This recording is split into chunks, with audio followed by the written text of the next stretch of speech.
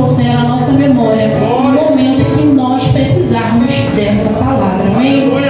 Abra comigo, por favor, Gênesis 16.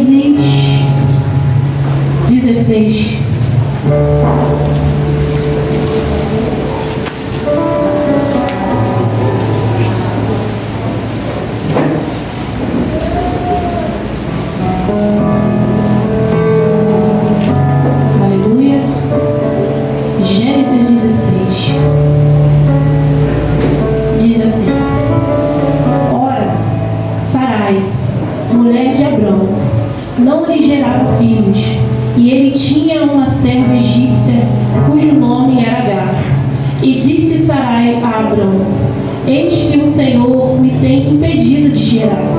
Então, pois a minha serva, porventura, terei filhos dela. E ouviu Abrão a voz de Sarai.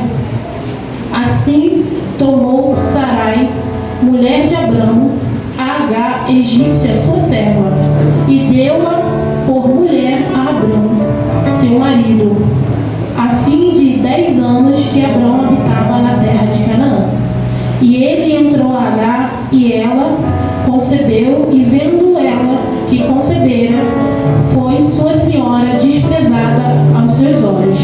Então disse Sarai a Abrão: Meu agravo seja sobre ti, minha serva pus em teu regaço.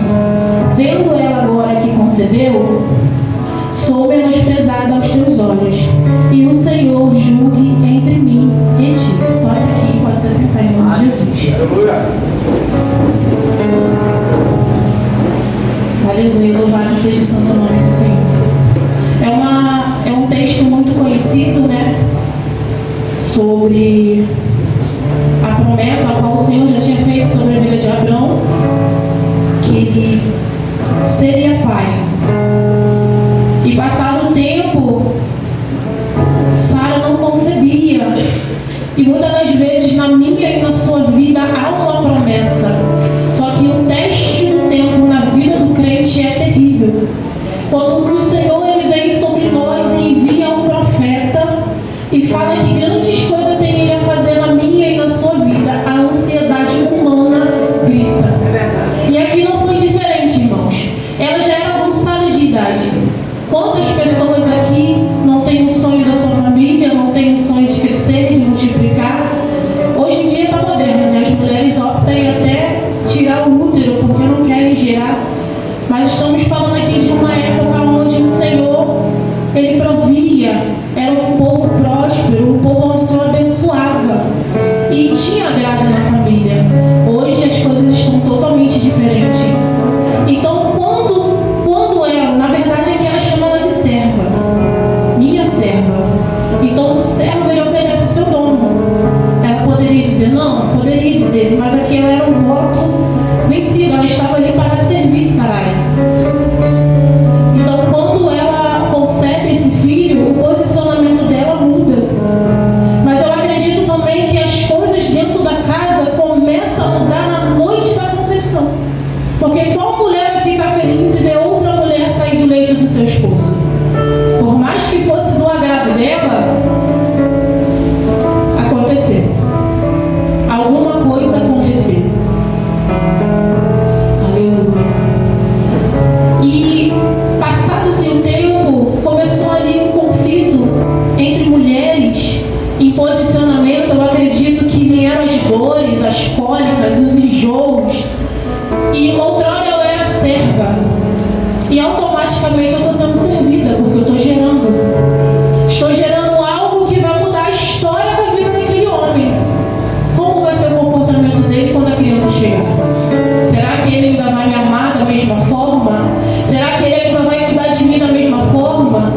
Como será que vai acontecer? Muitas das vezes na minha e na tua vida nós fazemos escolhas e não pensamos nas consequências das nossas escolhas. Queremos muito passar à frente de Deus porque não queremos esperar o tempo do Senhor e queremos dar um jeitinho. Só que as consequências. E aqui ela começa a falar, a serva. Mais à frente ela começa a chamar de escrava. Ela não vem nem mais como serva. destes. E o texto vai se passando, o Senhor restaura a aliança com Abrão, muda o nome de Abrão, muda o nome de Sarai, renova a promessa, dizendo que ele será pai de multidões, que ele gerará um filho, e Ismael está no ventre, sendo gerado. E Sarai começa a perseguir Agar de uma maneira tão grande, tão humilhante, que ela resolve fugir. Ela foge. E ela vai para o deserto, gerando, desesperada, desamparada. Ela não tinha família, ela não tinha a quem recorrer. Ela não conhecia o Deus que provia na casa de Abrão. Ela simplesmente foge do cenário. Quantas vezes eu e você fugimos do cenário ao qual nós nos colocamos ou está permitindo ser colocado? Quantas propostas da tua vida você já recebeu? E quantos cenários você entrou porque você não se posicionou? Outrora nós éramos escravos na mão de Satanás, aprisionados, flagelados, apontados. E às vezes a gente volta para o mesmo lugar por não se posicionar. Na outra vez que eu subi aqui na tribuna, eu falei sobre alianças, lembra? Às vezes nós caminhamos com pessoas que vão colocar os nossos caminhos em caminhos de morte, em caminhos de destruição. Eu falei sobre Acabe e Jezabel. O poder estava sobre a mão de Acabe, mas quem decretou, quem enviou a carta, quem fez toda a trabalho para destruir a vida de vocês? Jezabel. Você tem o controle da sua vida. Você tem o controle da promessa. Não dá jeitinho naquilo que Deus não mandou você dar jeito. Porque Ele manda você ser obediente. Você não é? Aí para dar jeitinho, você quer dar jeitinho? Para ficar posicionado e esperar, você não quer. Mas para dar jeitinho, você se acha autossuficiente para dar um jeitinho naquilo que Deus não falou para você dar jeito. E começa a reclamar. Ai, meu Deus. Ai, Jesus. Ai, não. Não existe jeitinho para a promessa. O povo, quando foi atravessar o deserto, eles tentaram dar um jeitinho do outro lado, tentaram e começaram a murmurar porque eles queriam já na força do braço, não queriam esperar o Senhor começar a fazer. Era promessa entrar na terra prometida, mas nem todos entraram, porque quiseram mudar a estratégia a qual Deus tinha dado. Meu Deus! Mas Deus era ocupado. Começaram a levantar altares, construir imagens, porque não estavam preparados, não queriam esperar o tempo do Senhor levar eles para chegar no lugar onde Deus havia falado que eles iriam chegar. E essa mulher, ela fez a mesma coisa. Pela ansiedade da carne, porque é algo tão grandioso, eu acredito que para ela é algo maravilhoso, porque o texto, ela sai com Abrão, ele leva o seu sobrinho Ló, tipo assim, ele já tinha a experiência de cuidar de alguém, porque ele cuidou dos sobrinhos, ele tinha aquela experiência ali paterna, mesmo sem ser pai. Ela não tinha essa experiência. Então imagina você olhar para alguém vivendo aquilo que você quer viver. Eu queria tanto. A grama do vizinho, né? Ai, é tão verdinha, é tão verdinha, é tão verdinha, e você começa a se atrapalhar nas suas próprias pernas, porque você não sabe o que ele está sacrificando para ter aquela grama daquela forma. Você não sabe como tem sido as madrugadas, você não sabe a renúncia, você não sabe a entrega, você não sabe quantos nãos aquela pessoa recebeu. Mas você olha e deseja. Você olha e você também quer. E aquela mulher no deserto, totalmente desamparada, o anjo do Senhor, e nós aprendemos aqui que, como o texto diz, o anjo do Senhor é o próprio Deus falando com ela. Ele não enviou um mensageiro, ele não terceirizou a fala dele, ele foi de encontro àquela mulher. Ela foi de encontro a quem estava humilhada, desesperada, com fome, com sede. Ela não conhecia esse Deus que falava. Ela ouvia dizer do Deus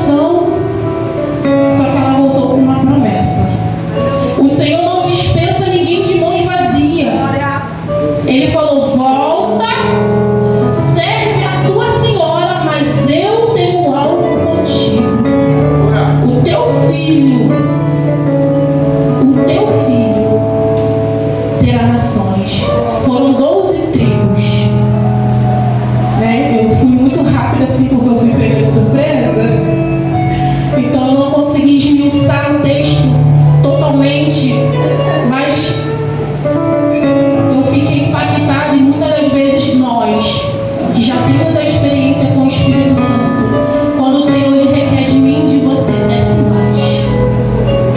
Desce mais. Senhor, vou descer mais para onde? O que o Senhor quer mais de mim? Não é possível. Vou mudar mais o quê? Vou renunciar mais o quê? Parece impossível o que Deus nos pede. Só que eu vou falar para você que é possível. É possível. Você pode estar sendo perseguido, você pode estar sendo caluniado, você pode estar passando por um vento financeiro, mas o Senhor não revogou a promessa sobre a tua vida.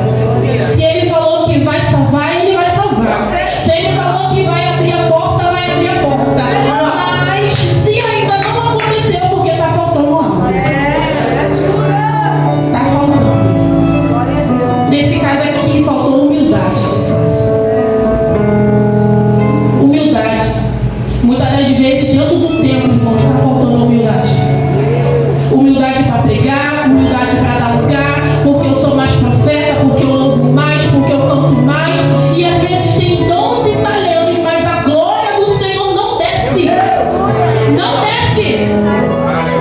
Faz firula, falsete, não sei mais o que eu não sei de nome. E a igreja está paralisada, porque a humildade já se foi. Esquece que aquele que te deu é poderoso para tirar também. Teve uma... Eu não sei se ela é missionária agora, Thompson. Ela já é missionária? Já é pastora? Eu lembro que ela veio pregar aqui numa consagração. E ela sempre falou que ela queria cantar, e o Senhor jogando ela para falar, e ela, eu quero cantar. E ela teimava com o Senhor. Até que um belo dia o Senhor colocou uma infecção na garganta dela. E ela tem até hoje uma voz boa para louvar. E gerou uma infecção, uma bactéria na garganta dela que ela ficou sem falar. Mas por quê? Porque o Senhor deu algo para ela e requeria que ela fizesse exatamente aquilo. Um ministério não impede o outro, mas o desejo do coração dela não era o desejo do coração do Senhor para a vida dela. Então, quando ela se posicionou e se colocou disponível a entregar o que o céu mandava ela entregar, o Senhor começou a fazer. Hoje ela prega e louva também, mas ela entendeu que o principal é obedecer. Obedecer quem está posicionado. E mais à frente o texto, quando a criança ela nasce, ela começa a incomodar. E não é diferente na minha e na tua vida. Deus ele tem a promessa, aí as pessoas ficam sabendo, Deus falou que vai fazer. Vai fazer, Deus vai fazer, Deus vai fazer. Só que está sendo gerado. E quando está sendo gerado, não me incomoda. Não me incomoda, não aconteceu, os meus olhos não veem, minha mão não palpa. Só que quando Deus ele revela ali, quando ele te entrega, por que ela? Por que ela e não eu? Por que ele e não eu? O que ela tem de melhor, de mais especial do que eu também sou serva. Eu também estou aqui, eu também estou obedecendo, eu também estou posicionada. E a intenção do teu coração? Qual é a aliança que você está fazendo? Qual é a proposta que você está aceitando para o seu caminhar? Aqui o texto diz que ela nem teve opção, porque ela era serva. Ela não entendia. Só que eu e você somos livres. Foi rasgado, o véu rasgou. Não há condenação. E ainda assim nós voltamos lá na caixinha da lembrança, lá na caixinha do convite, da promessa, do forever, I love you forever, né? Porque quando a minha carne está sedenta por algo que a minha mão ainda não conseguiu alcançar, qualquer proposta, estou carente, os meus olhos já não contemplam mais o altar, não contemplam mais Jesus, porque está difícil, está me sufocando, o irmão fala comigo, ciclano. Aleluia. E você começa a vir para o natural.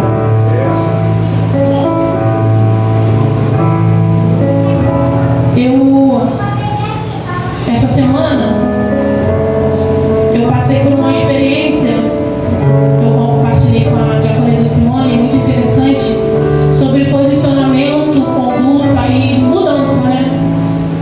Da outra vez eu até falei que o Senhor estava mandando eu calar minha boca, só que dessa vez ele falou para mim abrir a boca. Eu não utilizo o Facebook, irmãos, eu não mexo no Facebook, só para as coisas da igreja. E eu fui em Campo Grande, e na hora que eu vim embora, meu celular acendeu já na página do Facebook. Eu falei, eu abri o Face, eu nem lembro de ter aberto o Face.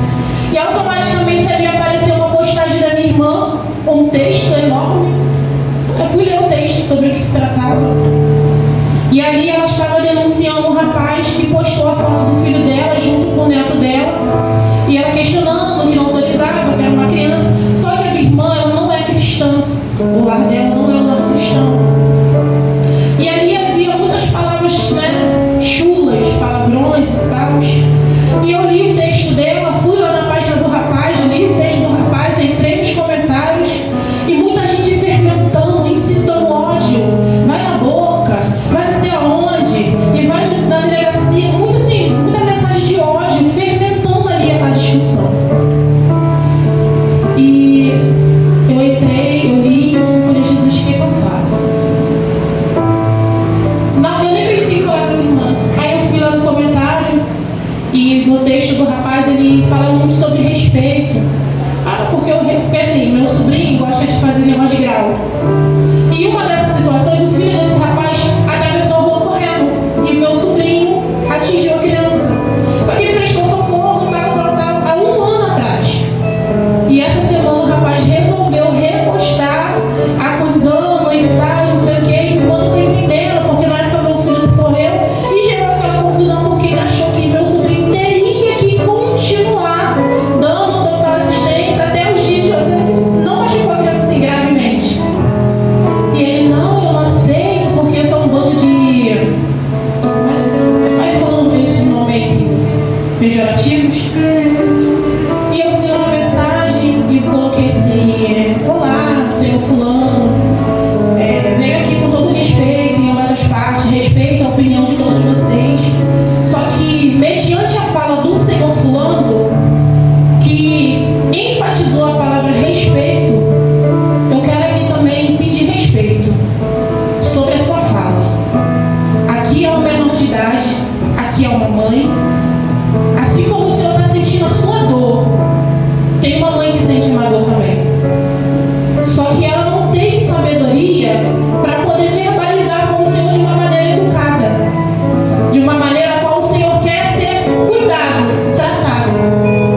Mas eu, Michele, tia da criança, tia do rapaz, sou filha. Aí coloquei o posicionamento da minha mãe, que já é uma senhora que tem problema de saúde. Peço com todo respeito que o senhor possa considerar essa postagem, porque isso pode fermentar para algo perigoso.